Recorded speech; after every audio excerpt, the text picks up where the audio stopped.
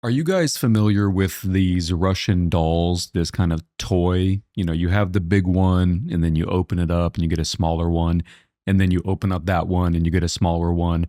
And you open up that one and you get a smaller one. I think most of us are familiar with this toy. It's pretty cool. The good news is, or I don't know if it's good news, but it's a good metaphor for how numbers live inside of each other. So if we're going to use the Russian doll metaphor, what is the biggest category of number? What is the biggest doll? So let's kind of think of that as a large circle.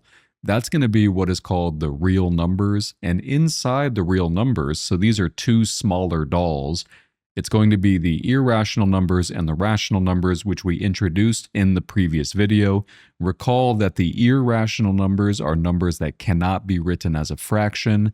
The rational numbers can be written as a fraction, and there's zero overlap. Every rational number is not irrational. Every irrational number is not rational. However, they are both real numbers. So this is where the nesting really starts to happen, because inside the rational numbers, we of course have the integers, and inside the integers, we have the whole numbers.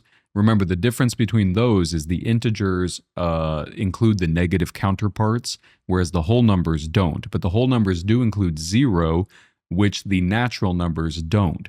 So here is kind of the metaphor in all of its beauty. And if we were to separate this out, you can see the various components.